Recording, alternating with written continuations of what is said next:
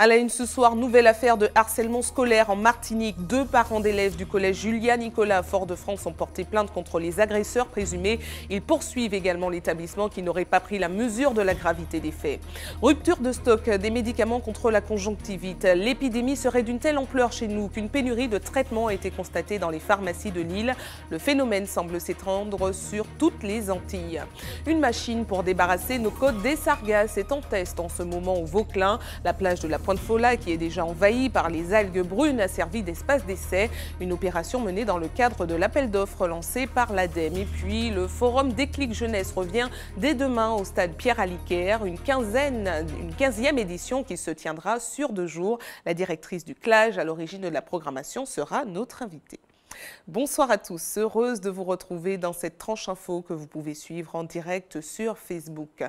Nous commençons tout de suite avec cette nouvelle affaire de harcèlement scolaire. 2 élèves du collège Julia Nicolas à Fort-de-France auraient été victimes de nombreuses brimades et même de violences de la part de leurs camarades. Leurs parents ont porté plainte contre les élèves incriminés et contre l'établissement qui n'aurait pas pris, selon eux, la mesure de la gravité des faits. Une nouvelle affaire qui vient rappeler le drame vécu par une famille saléenne il y a 10 jours, dont l'enfant se serait suicidé à cause de harcèlement. Reportage Guillaume Bacoul. C'est dans ce collège Foyalais que se seraient déroulés les faits. 2 élèves scolarisés en 5e et en 3e auraient été victimes de violences physiques au mois de mai. Des scènes qui se seraient déroulées dans les toilettes de l'établissement et en salle de permanence.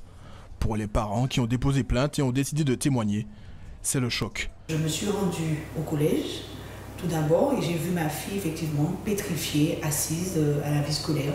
La classe de ma fille était en permanence et que 2 filles de sa classe l'ont agressée par derrière. Donc m'a tiré les cheveux, donné des coups de poing et autres blessures. Je l'ai emmenée chez le médecin traitant pour constater que ma fille ne pouvait plus bouger son bras. Souvent, j'avais des remontées que mon fils pleurait et on me disait jamais pourquoi. Ah non, mais bon, pour lui, il s'est passé quelque chose, mais voilà, il s'est mis à pleurer, mais maintenant tout est rentré dans l'ordre, et voilà. Mais depuis la 6e, celui qui l'a agressé, s'en était déjà pris à lui. Intimidation, menaces, les mamans dénoncent l'inertie de la communauté scolaire. L'une d'elles a même déposé plainte pour non-assistance à personne en danger. Je ne suis pas accompagnée par l'établissement, non du tout. Pourtant, l'agression a été faite chez eux. Alors même si on me dit que effectivement dans les toilettes c'est privé, les surveillants n'ont pas le droit, chose que je comprends, mais je pense que l'établissement est géré trop légèrement, parce qu'on nous oublie dans tout ça. Moi je mène un combat, mais moi aussi je souffre dans la chair. Mon fils il a été frappé et on ne sait pas dans quel état je me trouve, parce que c'est difficile à vivre, c'est très difficile à vivre.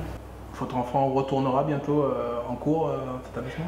Ben oui, il doit passer son brevet. Et là, on me garantit pas de sa sécurité. Ça fait un moment que ça dure, mais je pense qu'au niveau académique ou l'éducation nationale, on fait des préventions, mais les actions même dans l'établissement, il n'y a pas.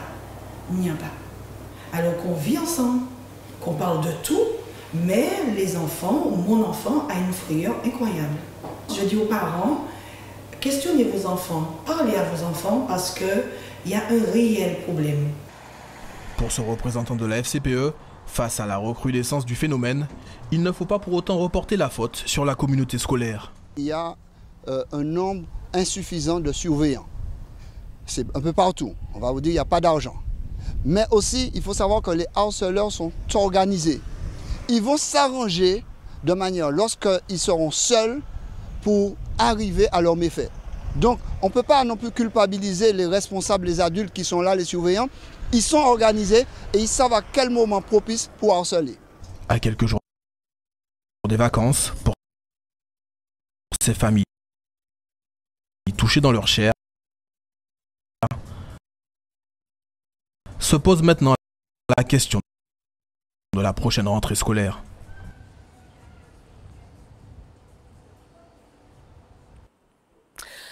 Cela fait plus d'un mois qu'une épidémie de conjonctivite virale circule en Martinique, un phénomène qui touche toutes les Antilles et semble s'étendre de plus en plus au fil des semaines. La maladie a pris une telle ampleur que les autorités sanitaires déplorent une pénurie de traitements prescrits par les médecins. Voyez ce reportage d'Anaïs Gall. Les jours passent et les tiroirs se vident peu à peu. Dans cette officine de Fort-de-France, l'épidémie de conjonctivite a épuisé presque tous les stocks. Alors la pharmacienne a dû trouver d'autres solutions. On a dû s'adapter à la situation, donc rechercher des équivalents par rapport aux produits qu'on avait l'habitude de sortir, donc de conseiller. Donc voilà, et donc faire un petit stock de ces fameux produits pour les proposer aux patients. Pour les professionnels, difficile de s'approvisionner dans cette situation de crise. Nous avons au moins 2 ou 3 mois de stock, mais il n'est pas prévu d'avoir une telle quantité de sortie de médicaments en très peu de jours. Donc, au fait, les commandes de médicaments ont été passées auprès des laboratoires, mais au fait, il y a un temps de réactivité. Il faut savoir que nous faisons partie de l'exportation pour la France métropolitaine. Donc il n'y a pas de continuité territoriale comme ça se passe en Corse. Donc les commandes ont été effectuées et en fait les grossistes attendent que les laboratoires veuillent bien envoyer par avion les médicaments. Solution de nettoyage oculaire, collyre antibiotiques, des produits momentanément indisponibles sur le marché local. Les médecins aussi ont dû s'y adapter. Quand on est de garde, on est obligé d'appeler la pharmacie, savoir ce qu'ils ont en stock pour pouvoir adapter nos prescriptions parce que c'est un casse-tête, étant donné que les pharmacies de garde sont déjà peu nombreux. Quand les gens viennent en garde, je parle pour la garde parce que ça m'est arrivé ce week-end, et qu'on est obligé d'aller courir à droite à gauche dans une autre pharmacie et faire toute l'île pour avoir un collyre, c'est pas très agréable. 1 mois et demi après l'apparition des premiers cas de conjonctivite, la Martinique atteint son pic épidémiologique ce mois de juin avec 3000 cas de patients déclarés, du jamais vu depuis plus de 15 ans. Cette épidémie en particulier a une ampleur qui est particulièrement inédite, qui est particulièrement importante, et probablement parce qu'on a 2 virus qui circulent et dont l'effet est peut-être cumulatif, puisqu'on a des personnes qui sont contaminées par l'un ou l'autre virus, et donc on a une ampleur de l'épidémie qui est aussi probablement liée à ça. Les grossistes répartiteurs n'ont pas souhaité répondre à nos questions, mais d'après l'ARS, ils ne seraient pas totalement en rupture de stock. Il s'agirait plutôt de problèmes liés à la gestion des flux de médicaments sur le territoire. Malgré tout, des commandes ont été passées dans l'Hexagone. Les traitements devraient être livrés prochainement. Attention, la Martinique est placée en vigilance jaune pour fortes pluies et orages. Le ciel a été couvert toute la journée sur une grande partie de l'île. En cause, une onde tropicale est passée aujourd'hui entre Barbade et Sainte-Lucie. De nombreuses averses qui ont rendu les chaussées glissantes et qui seraient peut-être à l'origine de la série d'accidents recensés aujourd'hui. À Sainte-Marie, un poids lourd a percuté une voiture qui elle-même a renversé une employée de la Seine qui se trouvait à proximité du lieu d'accrochage. La femme âgée d'une 40aine d'années a eu les jambes fracturées et a dû être héliportée vers le CHU. Toujours à Sainte-Marie, au quartier Belle-Étoile, 3 véhicules se sont accrochés sous forme de mini-carambolage. Une personne parmi les 5 impliqués dans l'accident a été prise en charge par les secours. 2 véhicules sont entrés en collision au niveau du pont de Châteauboeuf ce midi dans le sens Lamentin-Fort-de-France. L'une des 2 voitures a fait un tonneau. Le conducteur a été pris en charge par les secours pour des blessures au bras. Et puis 2 bus mosaïques sont entrés en collision au quartier Tartançon à Fort-de-France. Heureusement, il n'y avait pas de passagers à bord. L'un des 2 conducteurs a été pris en charge par les secours. Et nous vous remercions des images que vous nous faites parvenir et invitons d'ailleurs tous ceux qui sont témoins d'un événement à nous joindre à l'adresse mail info@wipa972.com. Je vous rappelle néanmoins qu'il faut rester prudent et ne pas filmer quand vous êtes au volant. La Martinique aura très prochainement un nouveau préfet. Franck Robin succédera à Fabrice Rigoulet-Rose qui était en poste chez nous depuis juillet 2014. Son remplaçant a été nommé aujourd'hui au Conseil des ministres. Âgé de 50 ans, il vient de la Direction générale des services de la région Pays de Loire. Il a également été directeur de cabinet de François Fillon.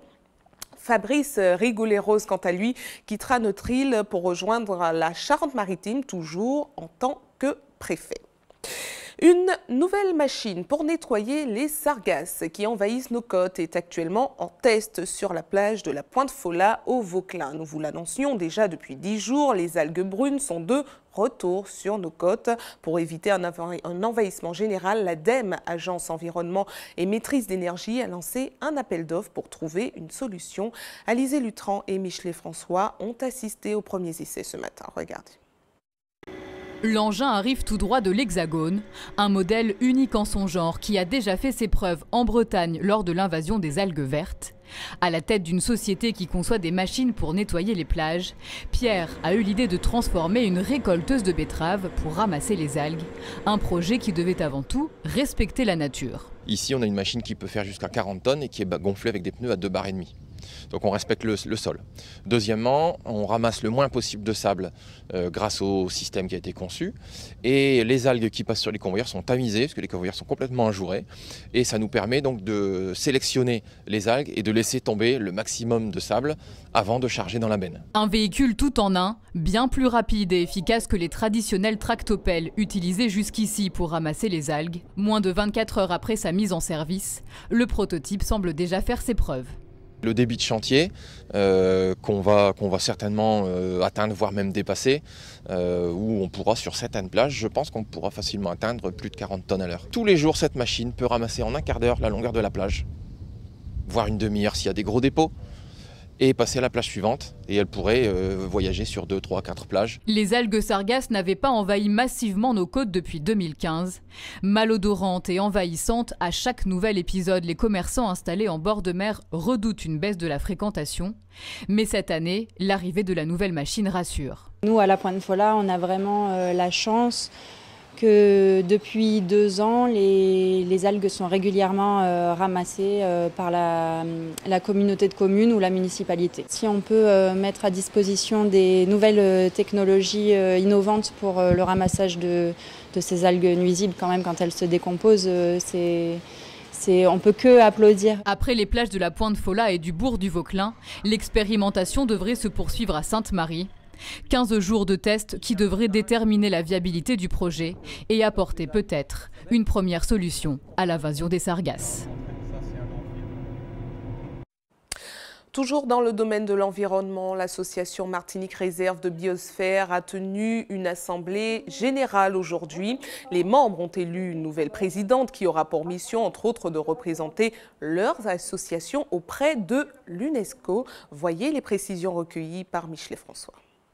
Et une réserve de biosphère, j'allais dire que c'est une reconnaissance internationale de l'UNESCO à un territoire qui s'engage dans une triple démarche.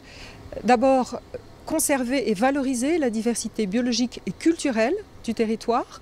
Ensuite, améliorer les conditions de vie et les moyens de subsistance des populations par la promotion et la valorisation de savoir-faire, de savoirs, de produits et de services engagés dans une démarche durable.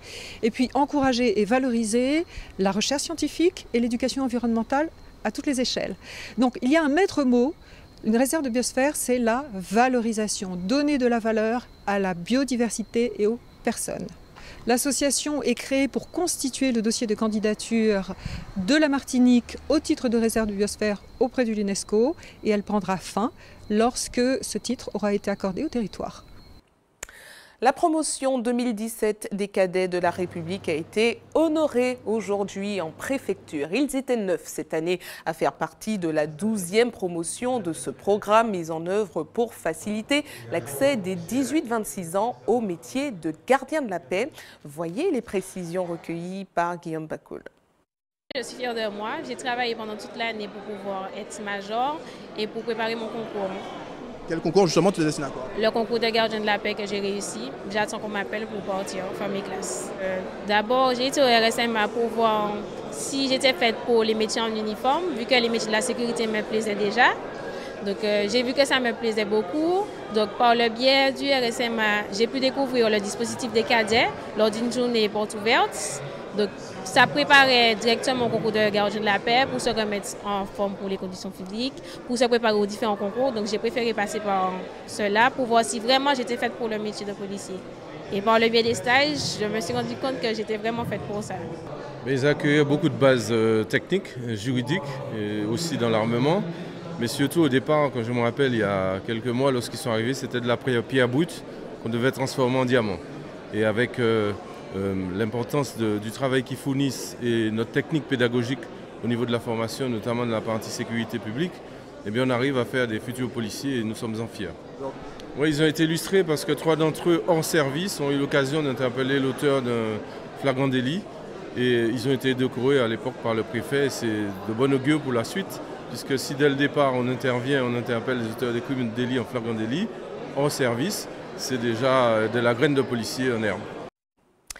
Le forum Déclic Jeunesse revient dès demain au stade Pierre Aliker, une 15e édition qui se tiendra sur 2 jours. Pour en parler, nous recevons la directrice du CLAJ, Annie-Claude Elisabeth. Bonsoir. Bonsoir. Merci d'avoir accepté notre invitation. Alors, il s'agit d'un rendez-vous proposé pour la 15e année consécutive pour accompagner les jeunes dans toutes les difficultés qu'ils pourraient rencontrer pour trouver un logement. Alors, vous ne créez pas de logement pour l'occasion. Alors, comment faites-vous pour les satisfaire, les aider? Alors d'abord, il s'agit d'aider et d'accompagner les jeunesses multiples. Et c'est justement parce que nous allons travailler sur le besoin de cette jeunesse, on veut parler des jeunes travailleurs, des jeunes actifs, des demandeurs d'emploi, des jeunes qui sont en formation, que nous allons trouver et rechercher, en tout cas, la solution la plus adaptée en matière de logement. Mais vous avez parlé du déclic jeunesse. Nous avons effectivement progressé dans cette action, puisqu'il ne s'agit pas seulement d'une question de logement. Il s'agit aussi, à cette période de l'année, de leur apporter un petit coup de pouce en matière d'emploi-formation. Certains vont être bacheliers prochainement. Il faut qu'ils s'interrogent dès maintenant sur leur projet professionnel. Ceux qui partent en métropole aussi seront intéressés. Nous avons créé des activités pour cela. Alors justement, parmi les ateliers que vous proposez, il y a celui « Je prépare mon départ, j'assure mon envol » pour ceux qui veulent partir en Guadeloupe ou dans l'Hexagone. Alors, est-ce que vous avez beaucoup de demandes en ce sens déjà? C'est exactement à cette période qu'on recense le plus de demandes. Et c'est pourquoi nous avons, dans le cadre de cette 15e édition, préparé des ateliers spécifiques qui sont également ouverts aux familles, aux parents qui accompagnent, parce que c'est vrai que c'est un vrai changement. Dans la famille. Et vraiment, le principe, c'est de les rendre autonomes le plus vite possible et leur apporter quels sont les différents changements auxquels ils vont devoir faire face. Et nous avons recueilli également des offres de logement de propriétaires qui proposent des logements dans l'Hexagone. Et en ce qui concerne la Guadeloupe, le CLAJ Guadeloupe sera présent pour pouvoir répondre à leurs attentes. Alors, est-ce que vous les sensibilisez au fait qu'il faudra revenir un jour en Martinique pour faire suite à la politique retour au pays? Oui, c'est exactement le principe. C'est dire, voilà, ils vont partir, faire quoi? Il y a un projet professionnel, mais qui est en lien avec la question d'emploi et de perspective d'emploi. Et c'est pourquoi, dans cette opération, nous avons aussi tous les acteurs de l'emploi, de l'insertion professionnelle qui nous accompagnent. Il y en a quand même une centaine, et ce qui n'est pas rien. Et parce que pour nous, vraiment, il ne s'agit pas simplement de loger, il s'agit de contribuer à l'autonomie des jeunes et leur insertion de manière plus globale.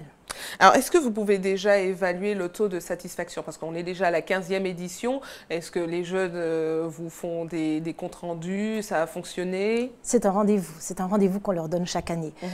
Toutes les années précédentes, nous avions positionné cette action à la fin du mois d'août, presque à l'approche de la rentrée.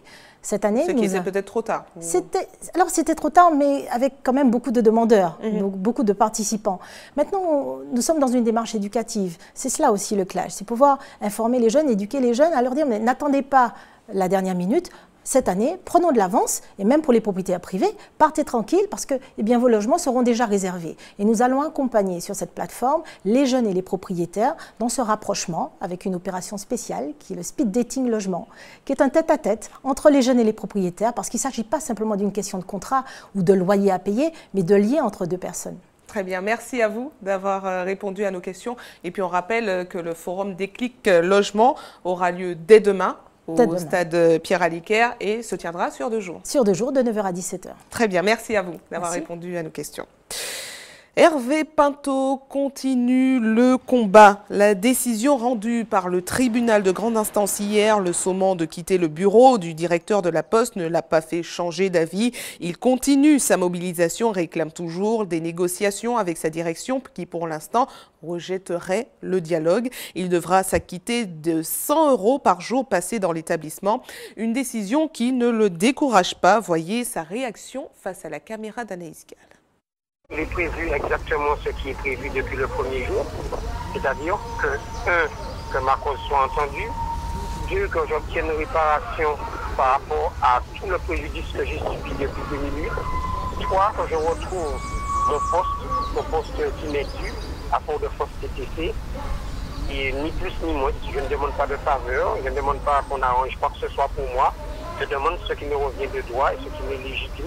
Les magistrats qui, au nom du code français, rendent la justice, si ces gens-là veulent bien faire leur travail, eh bien, les responsables auront à payer justement ces fameux 100 € par jour, et ça de plus, puisque vous vous rendez compte le préjudice que moi je subis, parce que ça fait maintenant 15 jours que je ne me suis pas baigné, que je n'ai pas mangé, que je ne peux pas être digne, changer de vêtements, etc. Donc voilà, c'est une difficulté qui est énorme. Donc je vis quelque chose, je vis un véritable calvaire.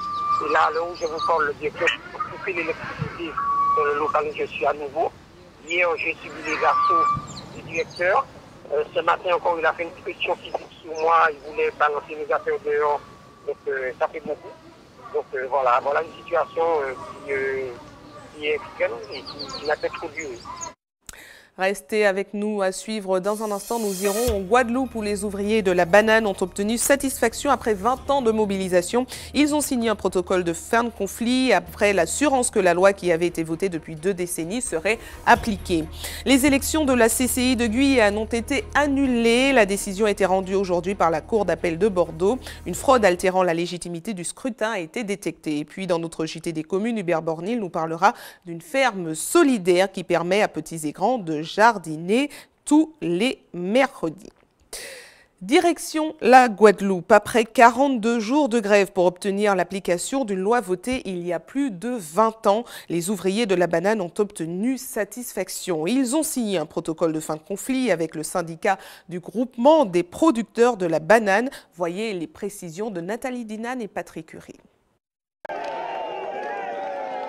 Ce sont des cris de soulagement après 6 semaines de grève, 6 semaines de mobilisation des ouvriers des 18 exploitations bananières.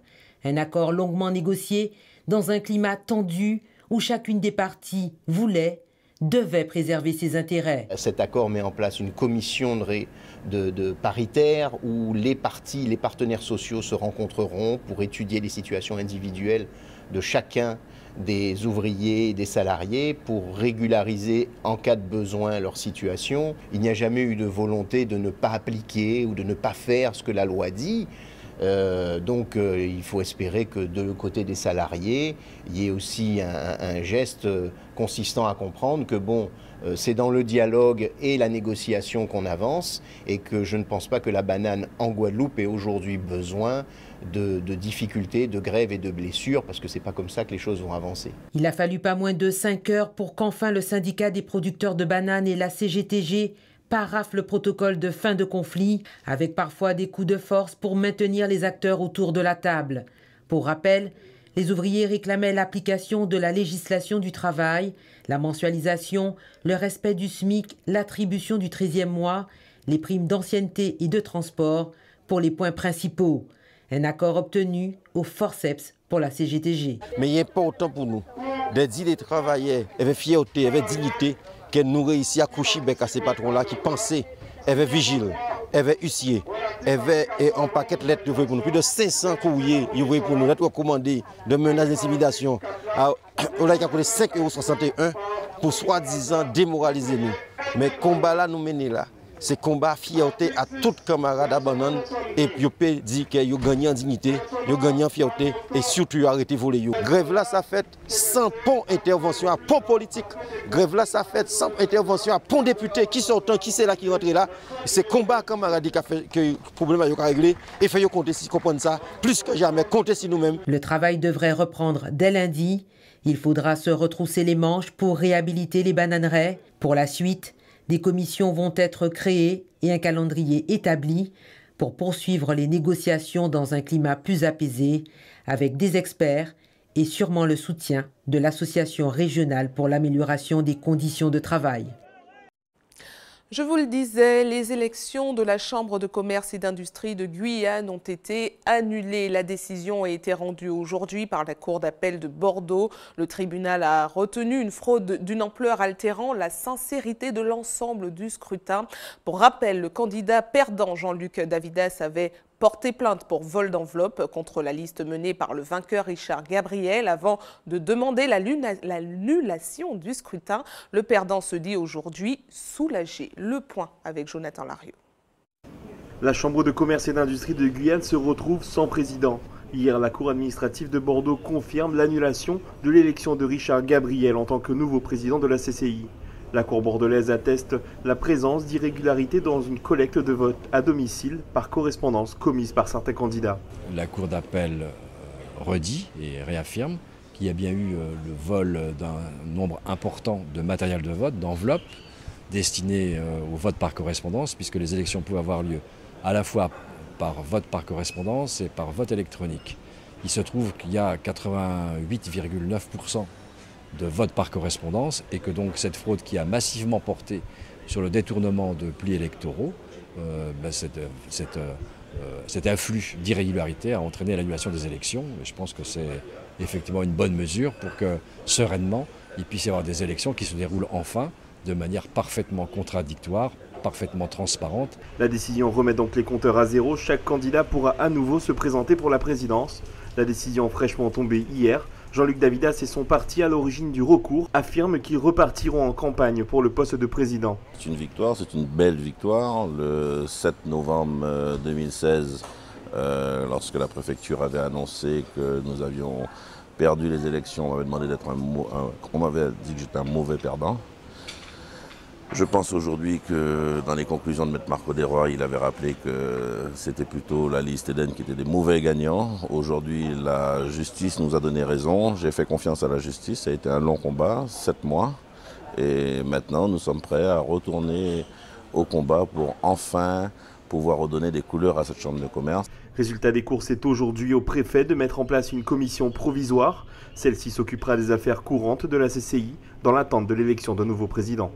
L'ancien président Richard Gabriel hors du département lors de la réalisation de ce reportage. Son équipe se dit prête à repartir sur des élections où le doute ne sera plus permis.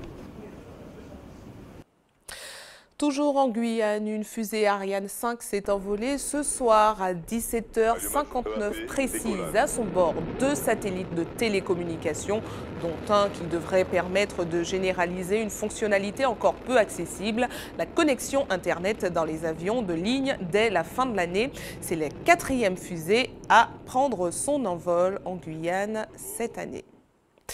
De retour en Martinique avec du football. La liste des 23 joueurs retenus par le staff pour disputer la Gold Cup est connue. Pas de révolution, les Matininos iront aux États-Unis avec 7 professionnels déjà présents dans le groupe. Le point avec Karil Chassol. Pas de changement majeur pour la sélection de la Martinique en vue de la Gold Cup. Seuls 7 professionnels font partie du groupe de 23 joueurs retenus par le staff. Kevin Olempa, Antoine Jean-Baptiste, Jordi Delem, Anthony Angéli, Steven Langille, Johan Odel et Yohan Arquin. Ils encadreront le reste du groupe composé de joueurs évoluant en Régional 1, parmi lesquels Sébastien Crétinoir, Stéphane Abol ou encore Kevin Parsemin. Après les 2 défaites de la phase finale de la Coupe des Nations de la Caraïbe, les Martininos entendent montrer un tout autre visage, tant dans le jeu, ils semblent avoir déçu leurs supporters. Les hommes de David Régis et Jean-Marc Sivou s'envolent direction les États-Unis ce week-end. Premier match samedi 8 juillet face au Nicaragua avant d'être confrontés aux États-Unis le 12 et au Panama le 15 juillet prochain. Et c'est le moment du coup de projecteur sur ce qui se passe dans vos quartiers. Place à notre JT des communes.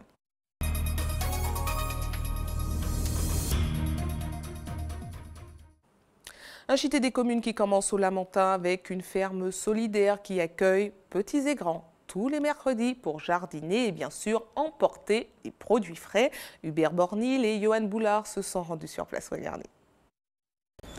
Faut que nous manger pays. Hein? Mais voilà, c'est comme ça que ça se passe ici à la ferme solidaire de Carrère. Tous les vendredis, vous pourrez partir avec votre panier composé par les bons soins du personnel. C'est ça, manger pays. Sur le site de Carrère, juste à côté du centre équestre, la ferme solidaire du Lamentin. Une exploitation d'une dizaine d'hectares, dont un planté en produits maraîchers. Ici, le personnel se compose en grande partie d'ouvriers agricoles, des femmes et des hommes en parcours d'insertion. Les salariés que nous embauchons n'ont pas, dès le départ, la formation, le profil justement d'agriculteur. Donc il nous revient justement de les mobiliser et de les former et de leur donner l'envie justement et cette passion de l'activité agricole. Pour certains, le travail de la terre n'est pas toujours facile, mais avec le temps, on s'y fait. C'est vrai qu'il fait chaud, c'est vrai que c'est un petit peu dur, mais c'est très intéressant de travailler la terre, de faire pousser les produits, et puis c'est un endroit écologique. On n'a ni pesticides, ni engrais. C'est magnifique de manger les produits d'ici. Le public est régulièrement accueilli sur l'exploitation, l'occasion de découvrir des produits sains obtenus sans pesticides. Des poivrons, courgettes, concombres. Les fameux paniers du vendredi rencontrent un vrai succès, ce qui encourage l'équipe à poursuivre sur sa lancée. Et puis il y a les ateliers. Au cours de ces ateliers, les enfants par exemple pourront se mettre dans la peau de petits professionnels, donc de jardiniers. Ils vont apprendre à jardiner, ils vont apprendre à faire des semis, ils vont se mettre dans la peau d'un petit gaufrier serrier également. Tout ça de façon très ludique et pédagogique, accompagnés de leurs parents. En outre, histoire d'entretenir le moral et la forme des troupes, chaque semaine une activité bien-être est proposée aux ouvriers. Ici, séance de yoga. Mais toutes affaires, et puis surtout pas oublier la ferme solidaire de Carrère.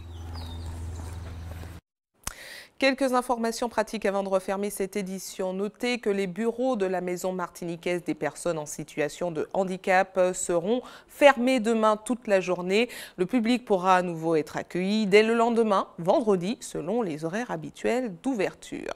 Information pratique avant de refermer cette édition. Pour ceux qui souhaitent faire un don de sang demain, un camion de l'EFS sera stationné de 9h à 14h au centre commercial Le Rond-Point à Fort-de-France. Et puis comme chaque jour ouvré, une équipe sera également à votre disposition de 9h à 16h à la maison du don au CHU Pierre Zobda-Kittmann au quartier La Ménard à Fort-de-France. Et c'est la fin de votre journal local et régional, mais ne bougez pas, on se retrouve dans quelques instants avec Anche Peya. À tout de suite.